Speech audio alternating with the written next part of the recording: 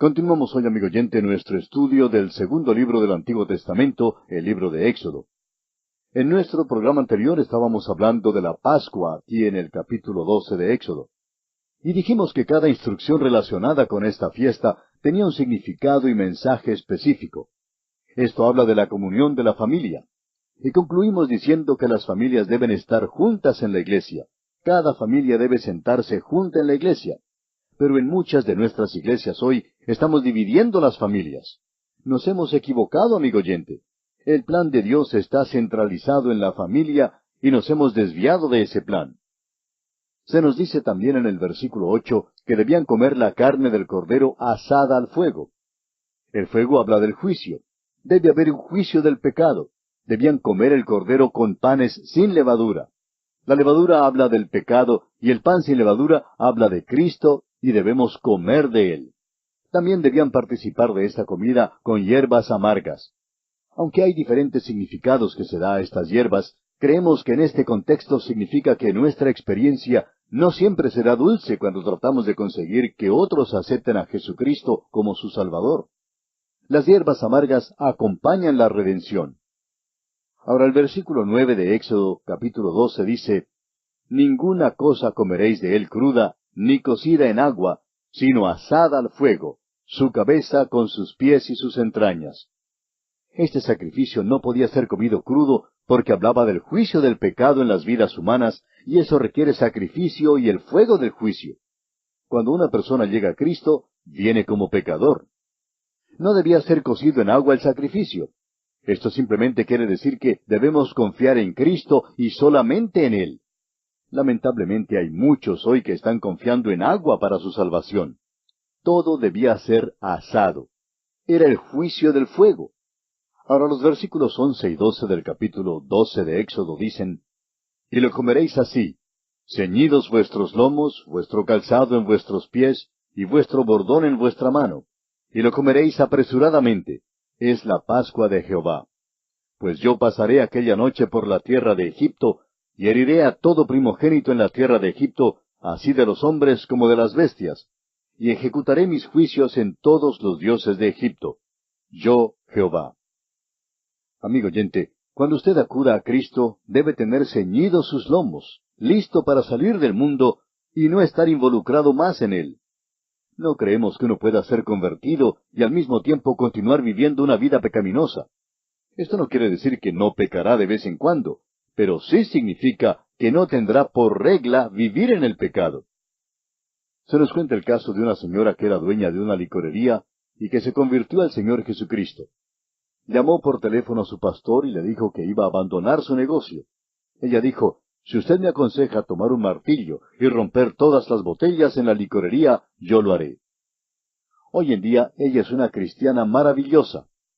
Amigo oyente, la única manera por la cual usted podrá salir de Egipto es poniendo la sangre en los postes y en el dintel y comiendo el cordero sacrificado por el pecado, teniendo los lomos ceñidos, listo para salir cuando el Señor le llame.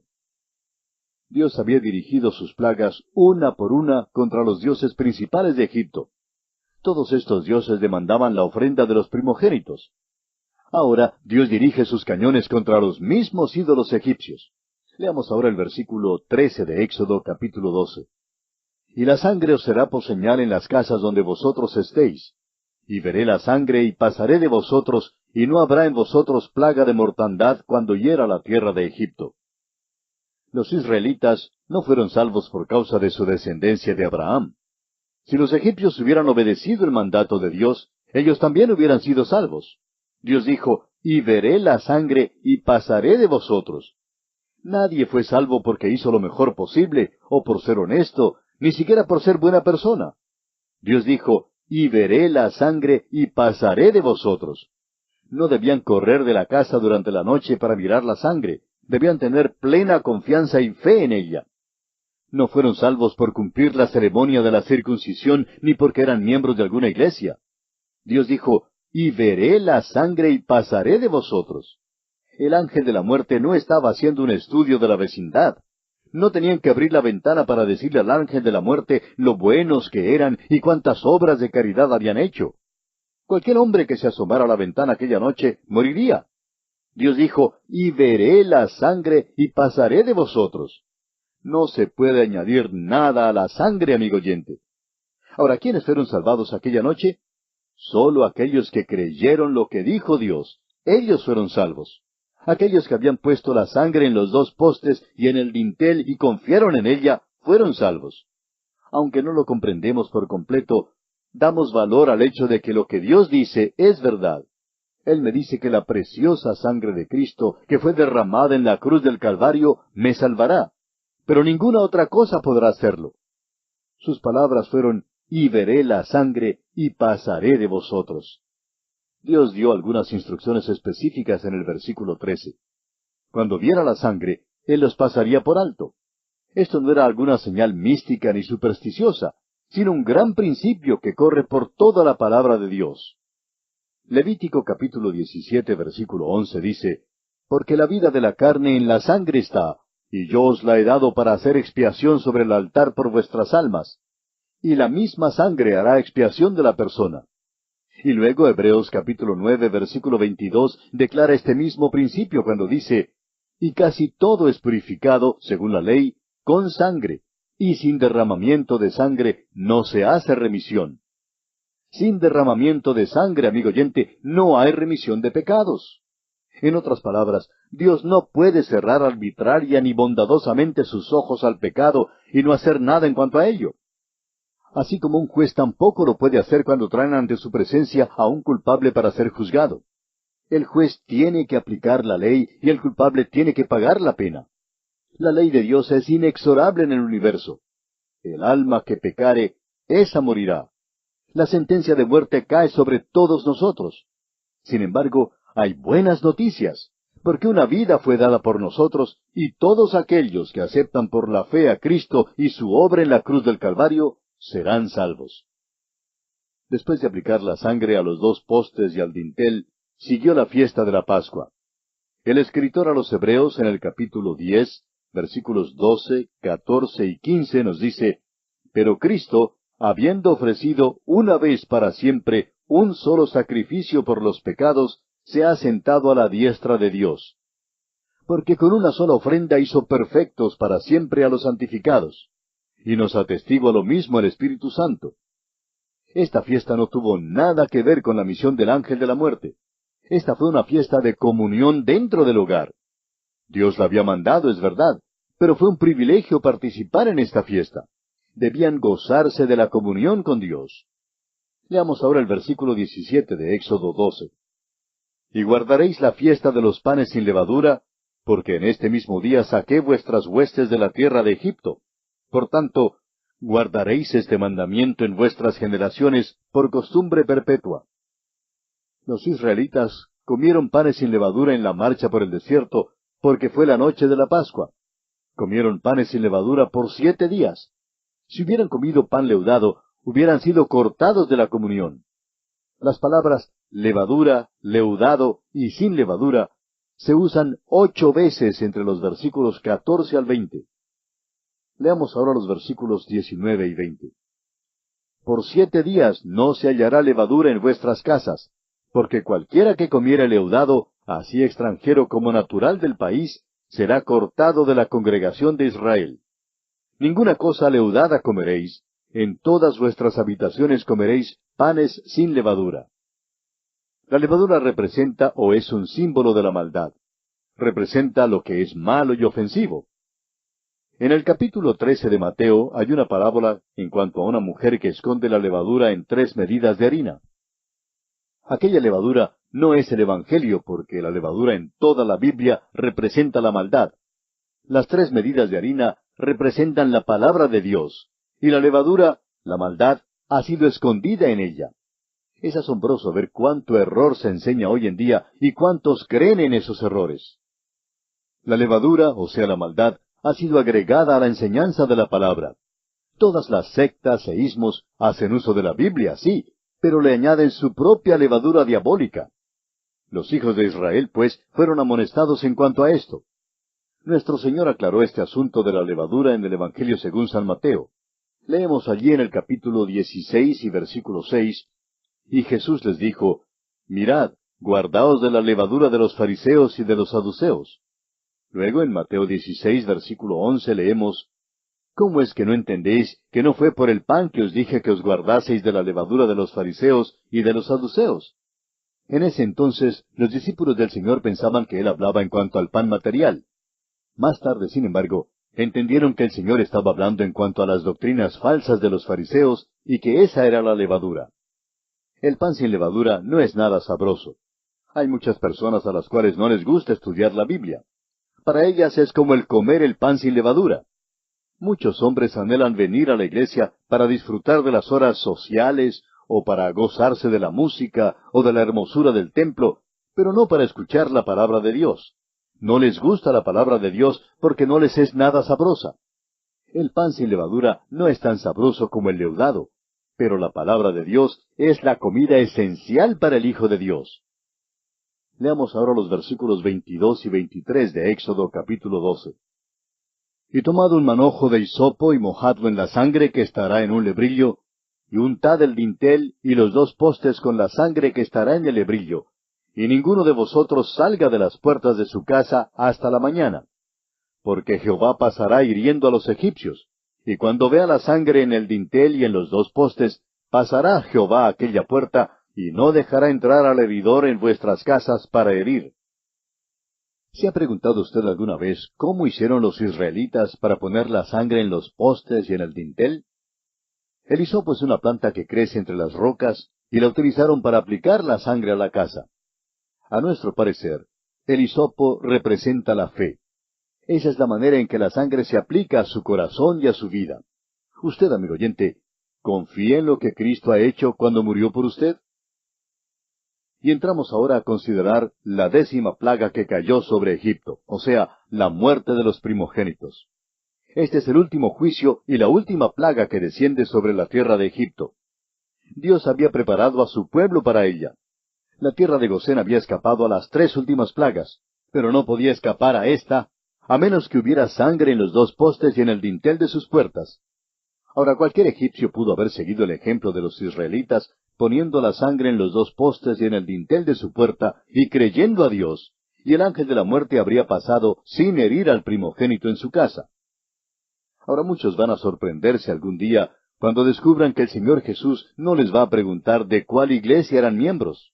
Si usted, amigo oyente, ha confiado en Cristo como su Salvador personal, el Espíritu Santo de Dios lo ha bautizado ya en el cuerpo de los creyentes y usted es miembro de la verdadera iglesia. Veamos ahora los versículos 29 y 30 de este capítulo 12 de Éxodo.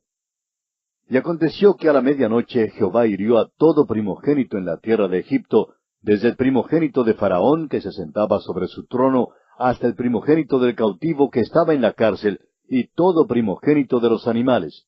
Y se levantó aquella noche Faraón, él y todos sus siervos, y todos los egipcios. Y hubo un gran clamor en Egipto, porque no había casa donde no hubiese un muerto. Este juicio final exigió la vida del primogénito en cada casa. Hasta aquí Dios no había tocado la vida humana, pero ahora la toca. Ahora tenga mucho cuidado en no decir que Dios es asesino. Jehová da y Jehová quita, sea el nombre de Jehová bendito. Cuando le sea posible a usted crear la vida, entonces bien puede quitarla. Mientras tanto, solamente Dios tiene y tendrá siempre ese derecho.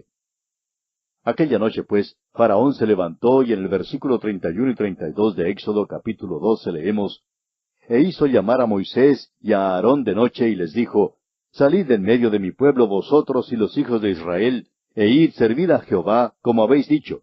Tomad también vuestras ovejas y vuestras vacas, como habéis dicho, e idos, y bendecidme también a mí. Por fin Faraón tuvo que darse por vencido. Hasta ahora ha estado mal dispuesto a ceder a las demandas de Moisés, pero esta plaga tocó a su propio hijo. Dios no principió la contienda tocando las vidas de los primogénitos. Comenzó la contienda con Faraón al cambiar la vara de Aarón en un cocodrilo o culebra. Si Faraón hubiera creído a Dios en aquella ocasión, los hijos de Israel podrían haberse ido de la tierra y él habría salvado a su pueblo al igual que la vida de su hijo primogénito. La culpa, pues, no es de Dios.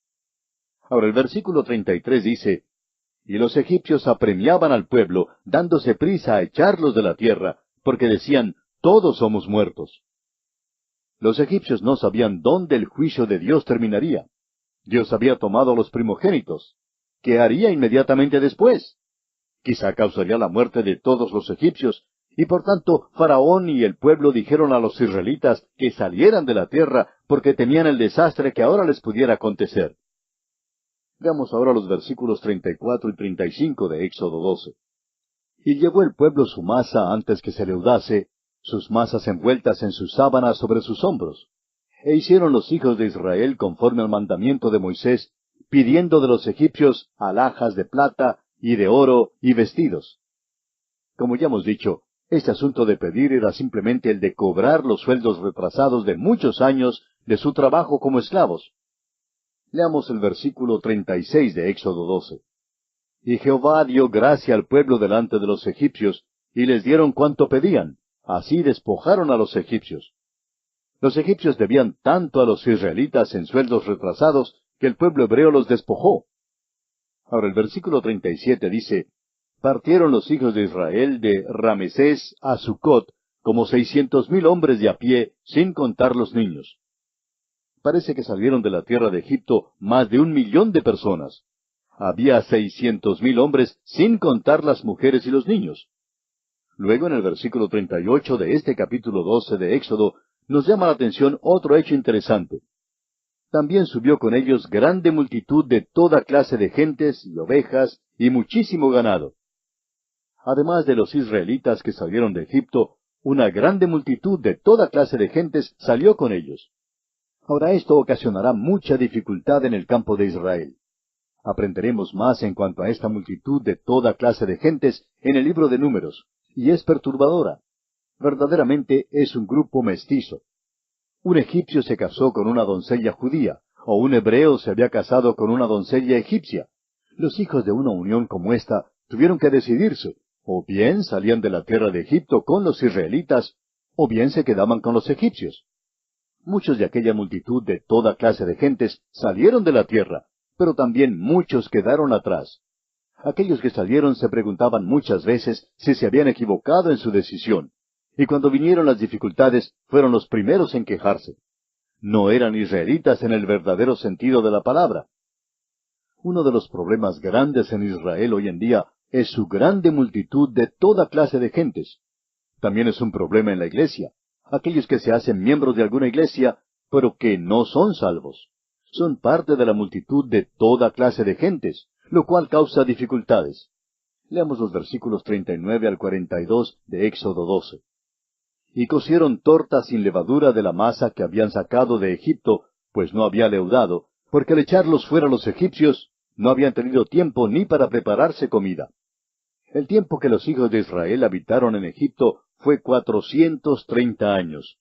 Y pasados los 430 años, en el mismo día, todas las huestes de Jehová salieron de la tierra de Egipto. Es noche de guardar para Jehová por haberlo sacado en ella de la tierra de Egipto. Esta noche deben guardarla para Jehová todos los hijos de Israel en sus generaciones. Y aquí nos detenemos por esta ocasión. Concluiremos este estudio del capítulo 12 de Éxodo en nuestro próximo programa.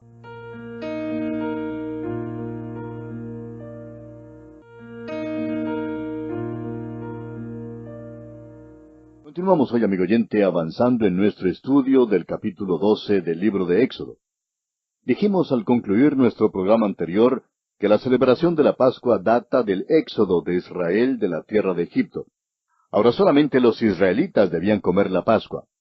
En los versículos 43 al 48 de este capítulo 12 de Éxodo, encontramos algunas ordenanzas específicas en cuanto a esta observancia. Leamos. Y Jehová dijo a Moisés y a Aarón, esta es la ordenanza de la Pascua. Ningún extraño comerá de ella. Mas todo siervo humano comprado por dinero comerá de ella, después que lo hubieres circuncidado. El extranjero y el jornalero no comerán de ella. Se comerá en una casa, y no llevarás de aquella carne fuera de ella, ni quebraréis hueso suyo. Toda la congregación de Israel lo hará. Mas si algún extranjero morare contigo, y quisiere celebrar la Pascua para Jehová, séale circuncidado todo varón, y entonces la celebrará. Y será como uno de vuestra nación. pero ningún incircunciso comerá de ella. Solo aquellos que por la fe se identificaban con el pueblo de Dios podían tomar parte en esta Pascua. La Pascua no fue designada para ahuyentar a los extranjeros, sino para repulsar al incrédulo. Si un gentil quería identificarse con Israel por medio de la fe, éste sería bienvenido. Ahora los versículos 49 al 51 dan otras pautas en cuanto a esta gran celebración. Leamos. La misma ley será para el natural y para el extranjero que habitar entre vosotros. Así lo hicieron todos los hijos de Israel. Como mandó Jehová a Moisés y a Aarón, así lo hicieron. Y en aquel mismo día sacó Jehová a los hijos de Israel de la tierra de Egipto por sus ejércitos. Al seguir a los hijos de Israel desde Egipto al Mar Rojo y luego al desierto, aprenderemos algunas lecciones y participaremos de sus experiencias, las cuales corresponden a muchos aspectos de la vida cristiana hoy en día. Y aquí concluye el capítulo 12 de Éxodo, y entramos al capítulo 13. Ahora, en este capítulo 13 vamos a considerar los siguientes aspectos principales. Los primogénitos entre los israelitas son santificados a Dios. En segundo lugar, el conmemorativo de la Pascua se celebra. Tercero, los primogénitos de los animales son santificados. En cuarto lugar, los israelitas parten de Egipto y llegan a Etam.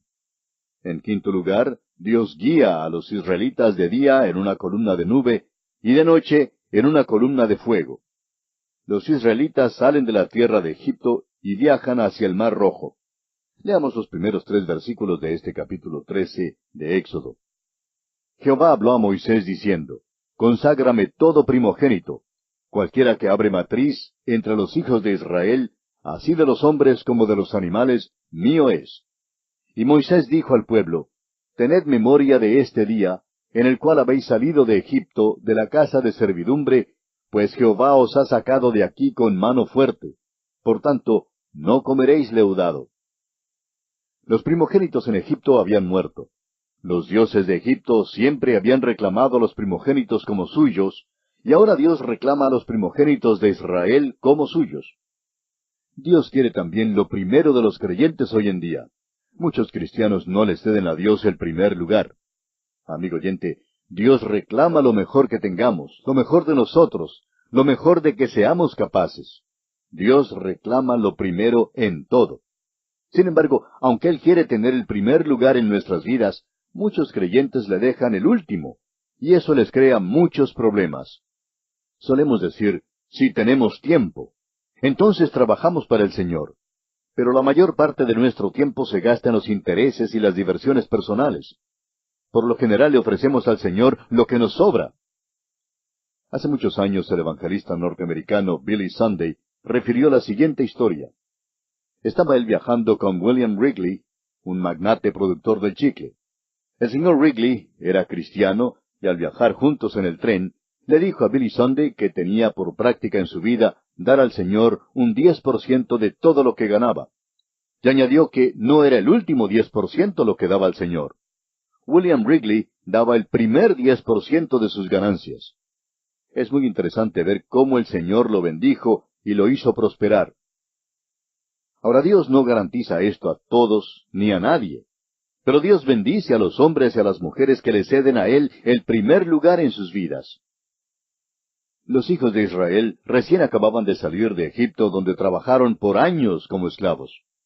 Luego, de inmediato, Dios requiere de ellos sus primogénitos.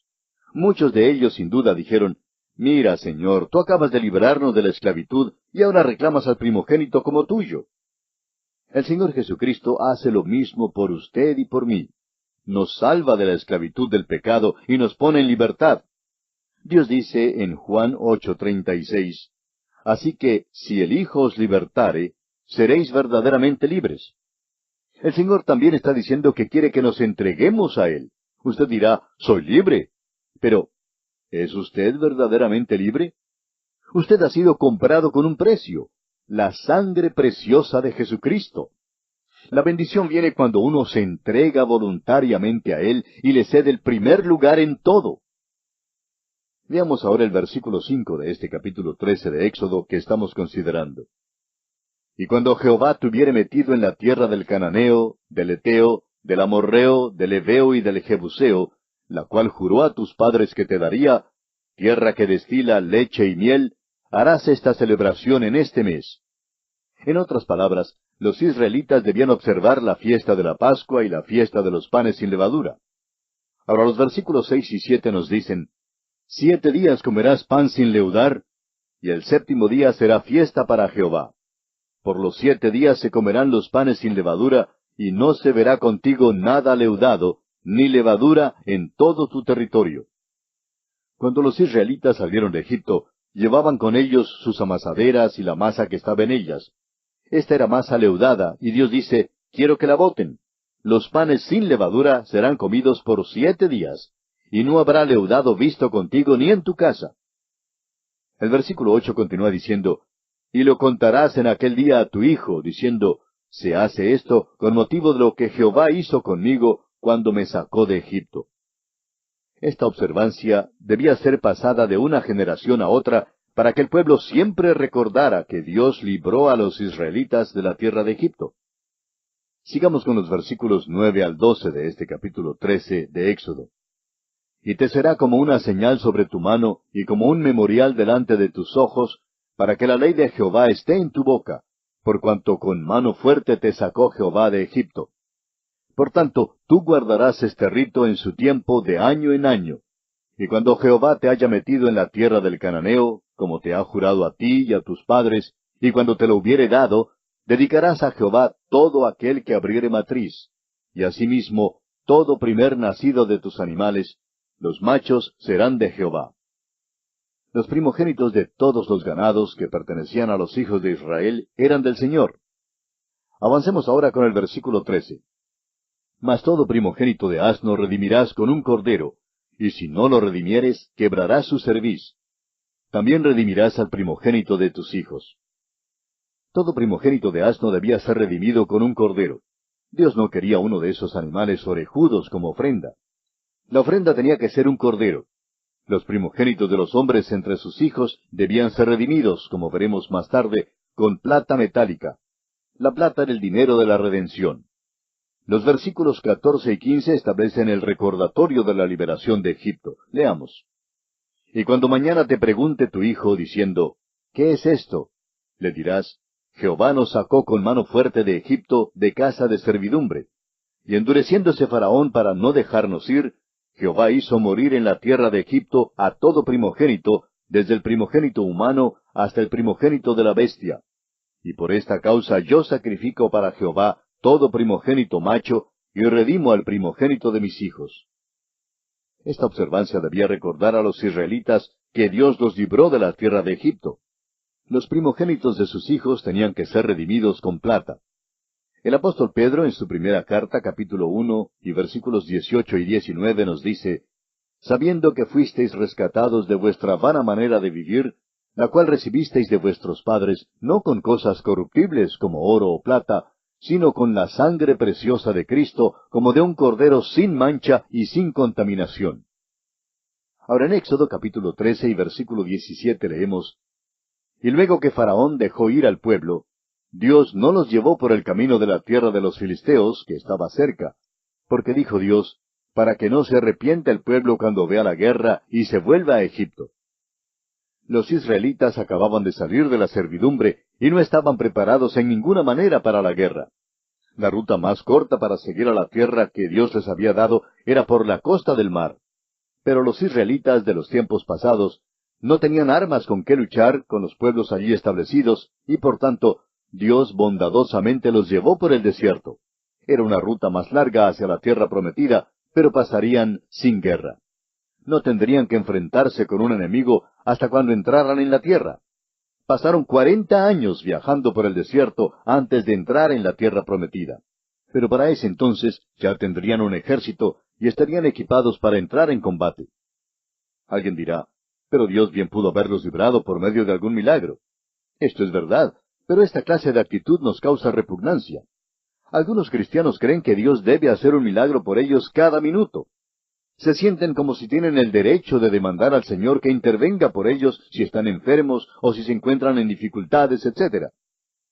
Es verdad que lo que se pide al Señor, Él sí lo puede hacer, Pero no es cuestión de su habilidad, sino más bien una cuestión de la buena voluntad de Dios y si es según su plan o no que Él haga un milagro. Dios pudo haber traído a los israelitas por la vía de la tierra de los filisteos haciendo algún milagro. Si hubieran sido atacados, Dios bien podía haberlos librado. Cuando es necesario, Dios está preparado para hacer milagros, pero solo para lograr que sea hecha su voluntad. Y en este tiempo particular no era la voluntad de Dios que Israel entrara en combate. El versículo 18 dice, Mas hizo Dios que el pueblo rodease por el camino del desierto del Mar Rojo, y subieron los hijos de Israel de Egipto armados. La palabra armados es una palabra interesante. No significa que tenían armamento, sino que los hijos de Israel habían salido de Egipto en una manera ordenada. No salieron de la tierra como cualquier multitud, sino en una manera organizada.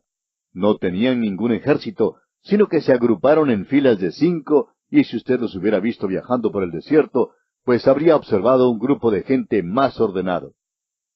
Éxodo 13, versículo 19 dice, Tomó también consigo Moisés los huesos de José, el cual había juramentado a los hijos de Israel, diciendo, Dios ciertamente os visitará, y haréis subir mis huesos de aquí con vosotros. Cuando los israelitas partieron de Egipto, Moisés llevó los huesos de José. Hay un pasaje interesante en Génesis capítulo 50, versículo 24, que dice, Y José dijo a sus hermanos, Yo voy a morir, mas Dios ciertamente os visitará, y os hará subir de esta tierra a la tierra que juró a Abraham, a Isaac y a Jacob. Y el versículo 25 de Génesis 50 continúa diciendo, E hizo jurar José a los hijos de Israel, diciendo, Dios ciertamente os visitará, y haréis llevar de aquí mis huesos. Por lo menos 200 años habían transcurrido desde que José había hablado estas palabras. Cuando él murió, era un héroe nacional, pero después de su muerte, un nuevo faraón se levantó sobre Egipto, el cual no conocía a José, y ya no era un héroe nacional. José quería ser sepultado en la tierra prometida, y Moisés quiso ayudarle a cumplir este deseo. Ahora los versículos 20 al 22 dicen, Y partieron de Sucot y acamparon en Etán, a la entrada del desierto. Y Jehová iba delante de ellos de día en una columna de nube para guiarlos por el camino, y de noche en una columna de fuego para alumbrarles, a fin de que anduviesen de día y de noche. Nunca se apartó de delante del pueblo la columna de nube de día, ni de noche la columna de fuego. Los hijos de Israel viajan hacia aquel desierto terrible que Moisés conocía tan bien. Sin embargo, iban por el desierto y ni aun se quemaban con el sol, porque los cubría de día una columna de nube. Esa nación tenía algo que ninguna otra nación jamás ha tenido: la gloria, la presencia visible de Dios. Pablo lo expresó de esta manera en su carta a los Romanos capítulo 9, versículo 4, que son israelitas, de los cuales son la adopción, la gloria, el pacto, la promulgación de la ley, el culto y las promesas. Ni aun la iglesia tiene con ella la presencia visible de Dios. La gloria pertenece solo a Israel. Nada visible ha sido dado a la iglesia. El mismo apóstol Pablo en su carta a los Efesios capítulo 1 versículo 3 dice que Dios nos bendijo con toda bendición espiritual en los lugares celestiales en Cristo. Los israelitas estaban caminando por la fe, aun como nosotros caminamos. Anticipaban la venida de Cristo y nosotros miramos atrás a un evento histórico.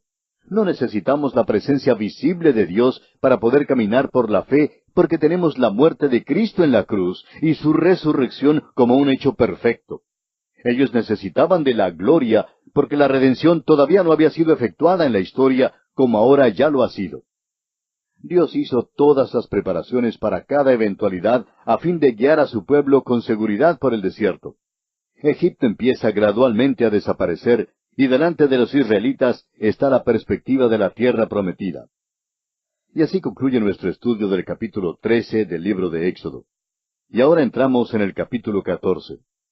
En este capítulo Dios da instrucciones a los hijos de Israel. Faraón empieza a perseguirlos con su ejército. Los israelitas se ponen descontentos y murmuran. Moisés anima a su pueblo. Dios da también instrucciones a Moisés. La columna de nube es quitada y los israelitas pasan por el Mar Rojo. Los egipcios persiguen a los israelitas por el camino del Mar Rojo y se ahogan.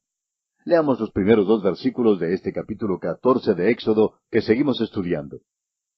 Habló Jehová a Moisés diciendo, Di a los hijos de Israel que den la vuelta y acampen delante de Pi-Hahirot, entre Migdol y el mar hacia Baal-Zephón. Delante de él acamparéis junto al mar. Es difícil estar seguro de la ubicación exacta, pero estos lugares sin duda estaban en alguna parte entre el río Nilo y el mar Rojo. Leamos el versículo 3. Porque Faraón dirá a los hijos de Israel, Encerrados están en la tierra, el desierto los ha encerrado. Faraón tenía algunos hombres que espiaban a los hijos de Israel.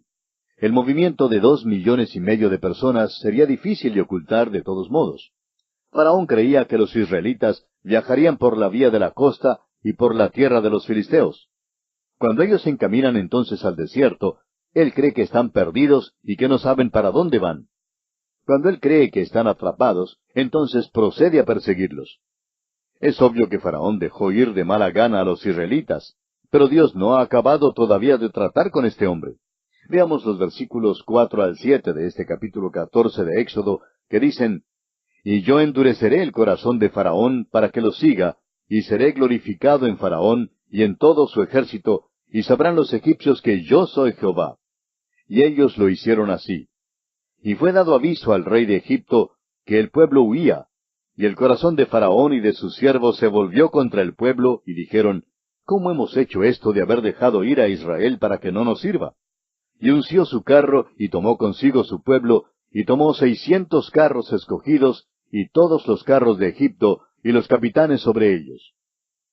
Las huestes de Egipto avanzan contra los hijos de Israel con 600 carros.